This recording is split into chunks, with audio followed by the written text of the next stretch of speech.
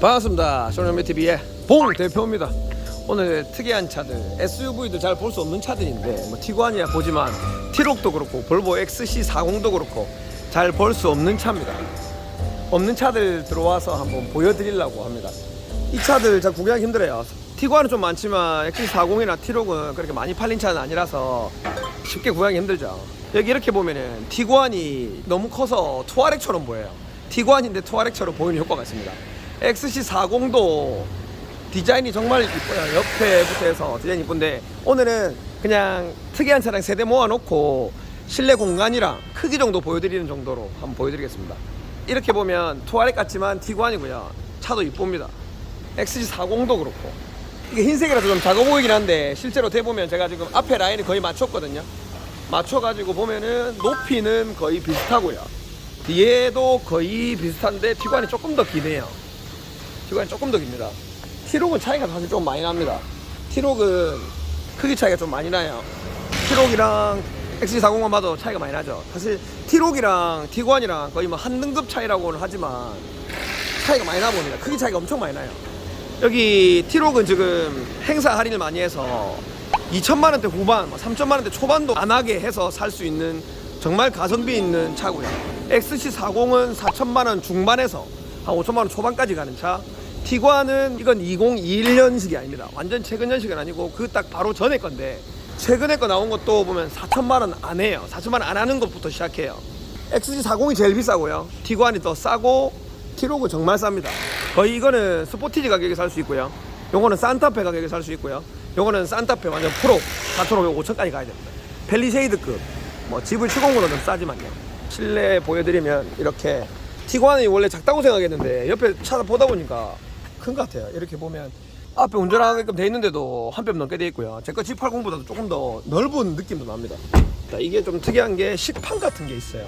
이 참 좋더라고요. 이게 뭐가 있어요. 이렇게 딱 너무 좋지 않습니까? 이거 음료수 올릴 수 있는 센스 있어요. 역시 티구안 좋은 것 같아요. 하지만 실내는 이렇게 항상 폭스바겐은 이렇게 검은색밖에 없는, 다른 가죽이나 다른 색깔로는 거의 선택지가 없고 거의 검은색이라는 게 조금 아쉽지만 무난하게 그래도 모니터도 크고 이쁩니다. 완전 시장은 좀 바뀌었는데요. 좀 더 낫긴 한데요. 이 정도만 해도 가성비 있는 차라고 생각이 들 정도로 좋습니다. 근데 사실 이제 XC40이 비싸니까 열어보면 XC40은 차주님이 이렇게 해놓은지 모르겠지만 이 주황색 화사합니다. 실내 봐도 바로 비교가 되게 XC40이 이쁘네요. 뒷좌석은 제가 테레비 좀 떼놓긴 했지만 원래 이거는 이렇게 주황색인 것 같습니다. 크기는 XC40이 조금 더 작은 것 같아요. 뒤에 레그룸이 XC40이 조금 더 작고 티구안이 확실히 크긴 크네요. XC40보다는. 애 키우면서 사실 카시트 놓고 하면 뒷자리가 좀 공간이 중요하더라고요. 왜냐면 앞자리를 계속 차버리니까 애들이. XC40은 좀 작네요. 크기는 비슷해 보이지만 XC40이 좀 작고. 예, T-Roc입니다. T-Roc은요 여기 이렇게 지금 공간이 거의 한 뼘도 안 나와요. 그러니까 이거 애 카시트 타고 하면 그냥 발이 닿는 거죠. 이거는 패밀리카로는 힘들 것 같아요. 애가 있는 사람은. T-Roc은 진짜 작아요. T-Roc은 약간 뭐 배누급 정도, 배누만큼 크기가 작지만 배누보다는 좀 약간 커 보이는 정도는 되는 것 같습니다. 실내는 티구안이랑 생긴 모양이 거의 비슷합니다. 연식이 둘 다 2020년식이거든요. 티구안도 그렇고 T-Roc도 그렇고. 그러니까 실내 거의 비슷해요.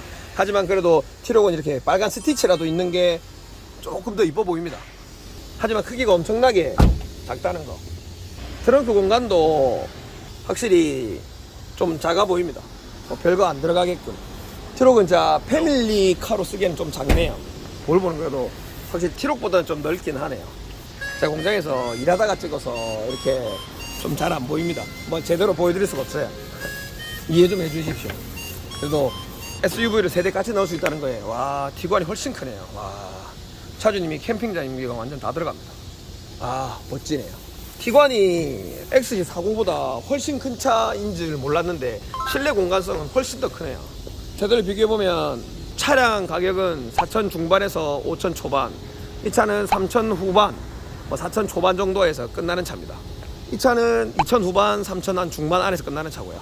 선택지가 뭐 SUV 선택하시다 보면 사실 요거 두 개 정도는 고민을 해볼 수 있겠지만 2021 티구안도 나와 있는데 이뻐요. 이쁜데 볼보는 조금 더 이쁘다. 옛날에 볼보는 되게 안 이뻤는데 요새 디자인이 정말 이쁘게 나오는 것 같아요. 색깔도 이게 흰색이라서 좀 더 그래 보이는 것 같기도 하고요. 뒷모습은 개인 호불호가 날리겠지만 다들 이쁘긴 합니다. 이쁜데 뭐 누가 이쁘냐 차이지. 이거 다 2020년식이거든요. 새 차다. 같은 년식이라서 다 이쁘고 뭐 다 좋아요. 오늘 차 3개가 있어서 실내하고 그냥 보여드리는 간단한 소개였고요. 저는 개인적으로 뭐 사람 얘기만 하자면 볼보가 안전의 대명사라고 하지만 볼보만 안전하다고 생각 안 합니다. 요새 안전도 평가 보면 BMW, 벤츠, 제네시스도 많이 올라왔는데요. 그만큼 좋은 차에 속하고 안전한 차에 속하는 거 맞지만 월등히 뭐 볼보만 안전하다 이거는 아닌 걸로 얘기하고 싶고요.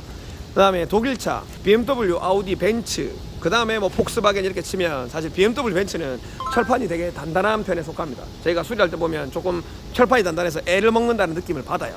근데 폭스바겐이나 보면은 조금 철판이 조금은 단단함이 덜 합니다. 제가 봤을 때는 이제 철판을 쓰는 게 아무래도 폭스바겐이 조금은 더 저렴한 걸 쓰지 않나 싶어요. 같은 독일차지만 BMW, 벤츠가 좀 단단하고 볼보까지도 같이 단단하고 그 다음에 이제 폭스바겐 정도로 생각됩니다. 그래봐야 현대 기아차보다는 훨씬 더 단단하다고 생각합니다. 산타페, 스포티지 요새 신형 나오는 것들은 사실 많이 단단해지긴 했는데 비슷하긴 하지만 그래도 독삼사보다는 조금 떨어지고 요새 신형이 나오는 현기차하고 비슷한 수준이거나 조금 더 단단한 수준이라고 생각하면서 이 영상을 마치겠습니다. 특이하진 않지만 SUV 세대 모아놓고 영상 한번 찍어봤고요. 이쁜 차들 이렇게 찍고 있으니 뿌듯하네요. 그래도 뭐 T6 궁금하셨던 분들, XC40 궁금하셨던 분들, Tiguan하고 뭐 궁금하셨던 분들이 있을 텐데 2020년식 동일했고요. 크기는 Tiguan이 제일 컸습니다. 인테리어나 이런 것들은 개취니까 판단하시고요. T6은 많이 작네요. 감사합니다. 최원영TV의 봉 대표였습니다. 끝. 봉 대표의 톡타임. 오늘은 부동산 얘기입니다. 제발 지역주택조합 좀 하지마입니다. 제발. 제가 몇 번 얘기했는데요. 또 찍는 이유는요, 제 지인들 중에 그 다음에 유튜브 구독자들 중에도 지역주택조합을 하시는 분들이 있더라고요. 그리고 심지어 제 유튜브를 보신 분들도 최근에 올해 뭐 작년에 이렇게 하신 분들이 있더라고요. 저질러 놓고 저한테 상담을 하시더라고요. 빠져나오고 싶어도 빠져나올 수가 없어요. 진짜 무섭습니다. 지역주택조합도 계속 똑똑해져요. 저같이 하지 말라는 사람들이 많이 생겨가지고 그분들이 막 이제 현혹할 때 뭐 절대 추가 분담금 없고 뭐 팔기도 쉽고 뭐 지금 조합원들 뭐 90% 이상 다 모아놔가지고 사업은 일사천리 될 거다 막 설명을 합니다. 하지만 뭐 하나 바로 막히는 순간 바로 배째를 합니다.